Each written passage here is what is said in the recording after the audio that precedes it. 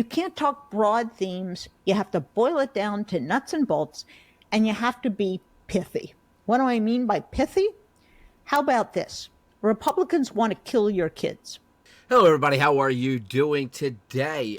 This is The Hill's Robbie Soave, and he's going to destroy Jennifer Rubin's for some unhinged comments that she has made on her podcast. That's pretty much what you would expect from someone who is an unhinged member of the establishment.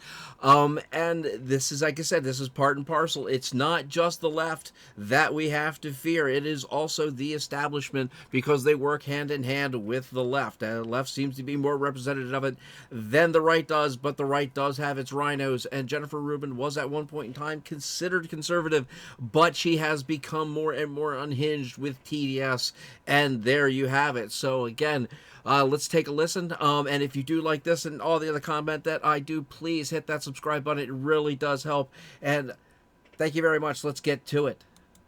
Howdy, partner, and welcome to Rising. Thanks for tuning in to our show. It's good to see you, and it's good to be with you again, Niall. Good to see you too, Robbie. It has been a good week, and we're now on the back half, so we're all getting there toward the end of the week, which is a pleasure in itself. In the meantime, as always, lots to talk about. Robbie, what's on your radar? I'm glad you asked, Niall.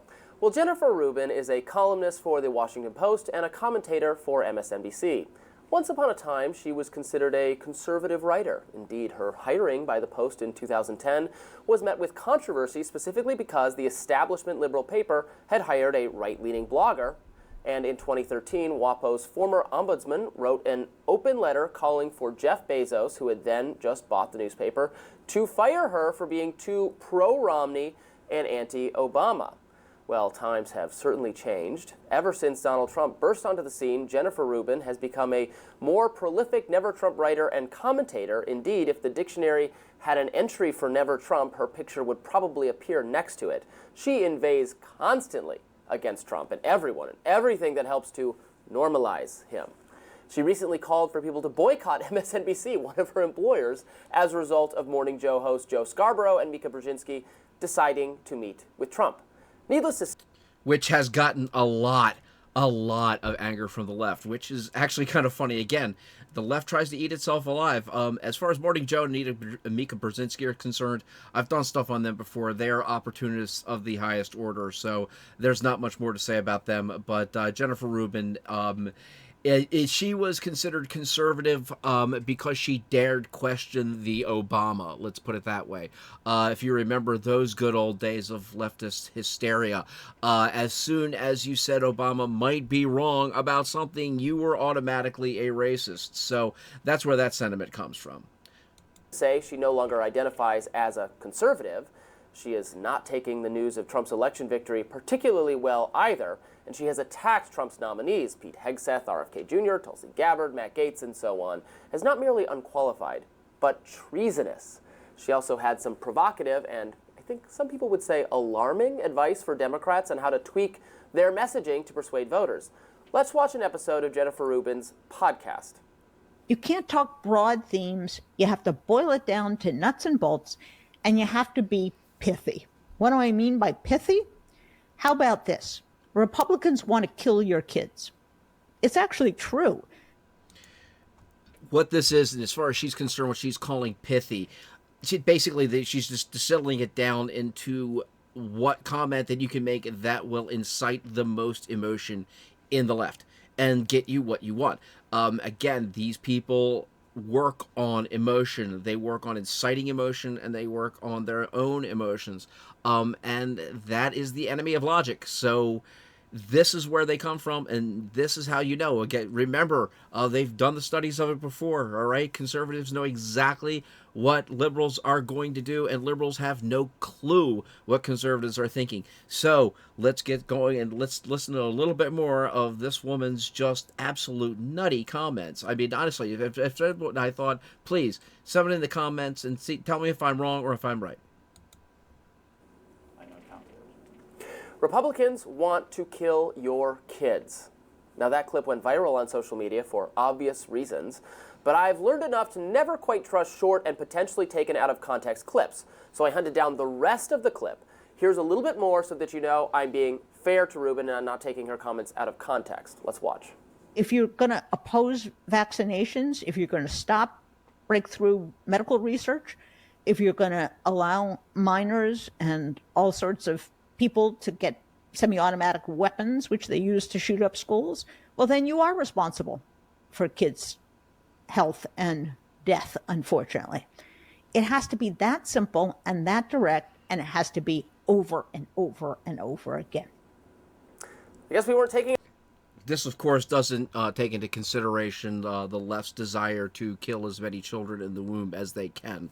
But, you know, just saying. Out of context, it sounds like she really means it. Republicans want to kill your children. Jennifer Rubin wants Democrats to run on the messaging that Republicans are brutal murderers because they are stopping medical research and allowing people to own semi-automatic weapons. Look, this is some bad faith commentary in the extreme.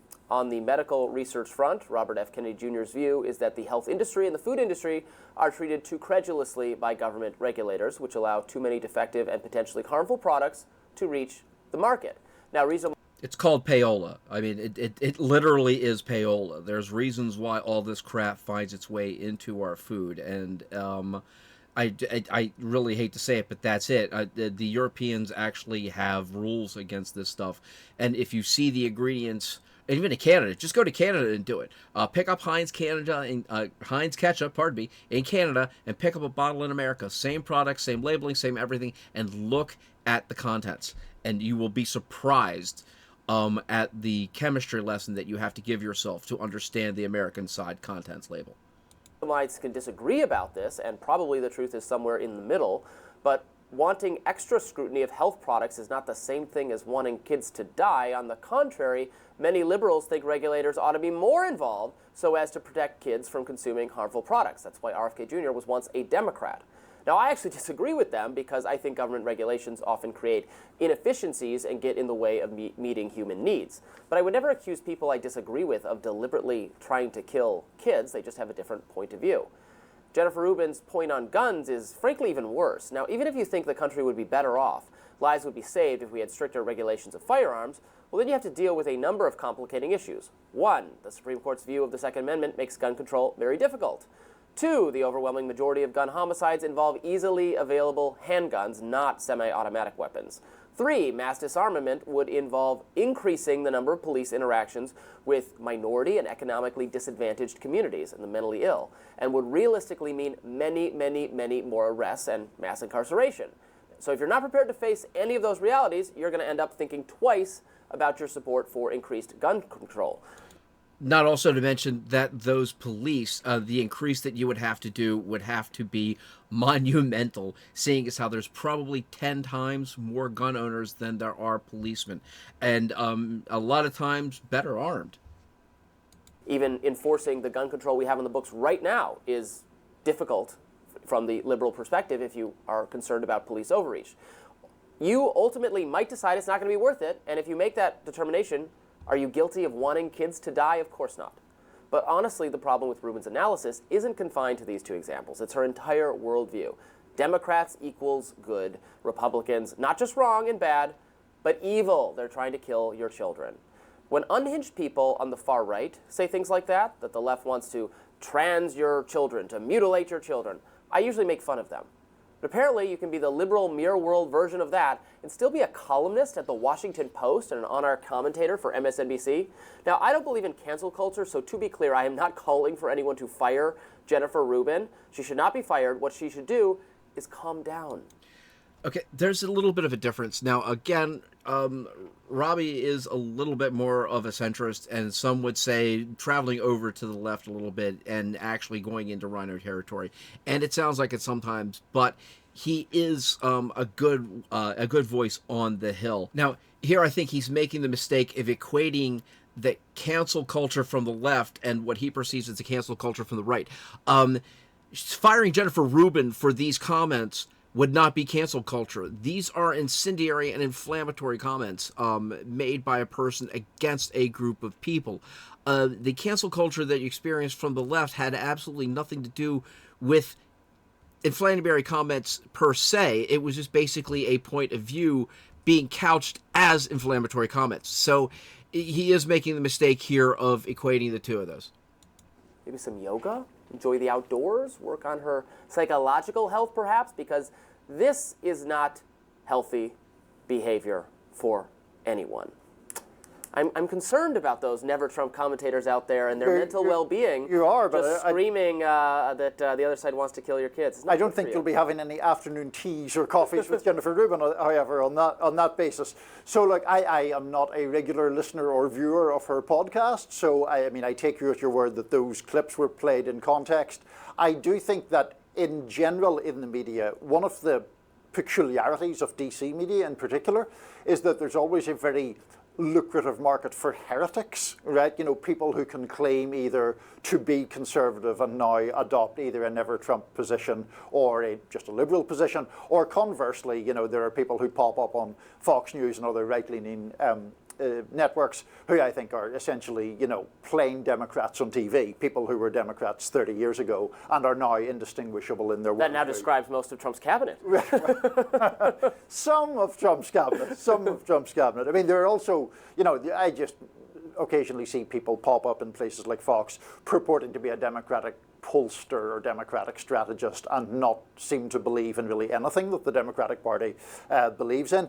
With Jennifer Rubin, I mean, I wish people would stop describing her as a conservative columnist, because whether that evolution began with her still holding some conservative beliefs and being opposed to Trump, it has now mutated into a completely views that are sort of indistinguishable from people on the at the heart of the Never Trump movement or on the left of the Democratic Party.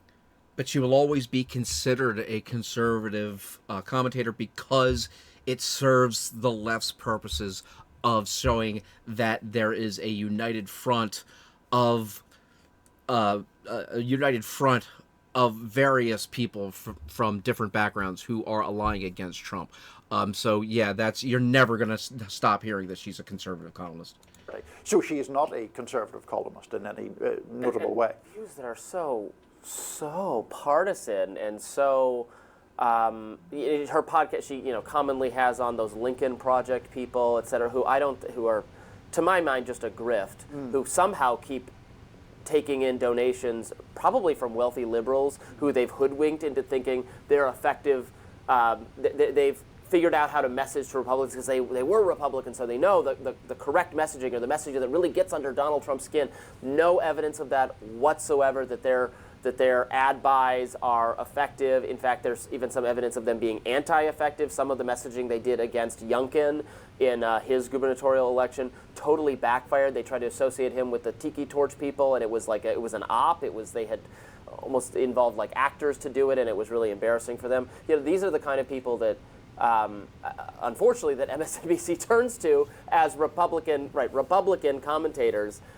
It's totally out of touch with what actual Republicans believe. Lincoln Project is an odd one. I mean, I know some of those people and remember them as being actual Republican strategists. Rick Wilson, who, for what it's worth, I get on fine with, was at one point very, very considered sort of on the more controversial wing among Republican ad makers and strategists, and I can't remember now who. There was a Democratic candidate who had literally lost limbs for this country, and Wilson, making Republican ads, had made an ad calling into question that person's loyalty or affinity with the country. It may have been Max Cleland, I think. Anyway, it was. Yeah, there were all sorts of, there's been a very distinct change there. The thing about the Lincoln Project, I'm never quite sure whether their aim is to help Democrats win elections or simply to sort of troll Trump. And obviously they have raised a lot of funding, whatever that particular objective is. Now, in relation to someone like Rubin, one of the difficulties I have with making the argument that she makes in those kind of terms is that I think its hyperbolic nature causes it to backfire. You and I have discussed the gun control issue, I think, before. I am vastly more in favor of gun control than you are, and I think it would be more effective than you do. But when you start going so far in your language that it becomes, I just think it becomes off-putting to people who might otherwise be persuadable. Yeah, and what she said there was they want to give semi-automatics to kids. I don't think anyone wants to give. I mean, I disagree with that view. We want to restrict underage people and criminals from having access to firearms, certainly. How to do that is actually difficult and is more complicated than the other side just wants to kill your kids. And again, I make fun of conservatives who are certainly prone to hyperbole of their own, and we call them out when they do that.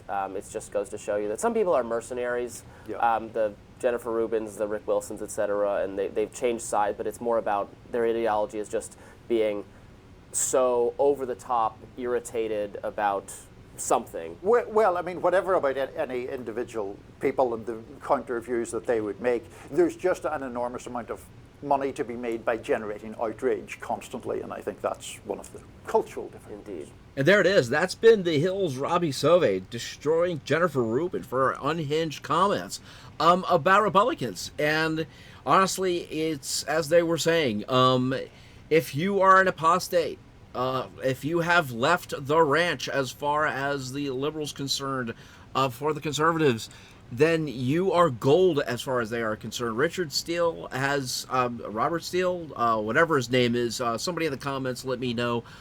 He at one point in time was head of the RNC and now is a leftist darling as the conservative who does not like Trump. He's, as I said, he is a grifter. The Lincoln Projects are all grifters. And you know, I mean, all the money that they're taking in, I'm very certain that they're head of their organization, from what I understand, is probably off somewhere in Indonesia enjoying a bowl of Coke with a ladyboy. Anyway, by all means, thank you for joining me today, guys. Like, share, subscribe. Let me hear those comments. Please hit that subscribe button. It takes about 3 seconds. Thank you all very much. Later.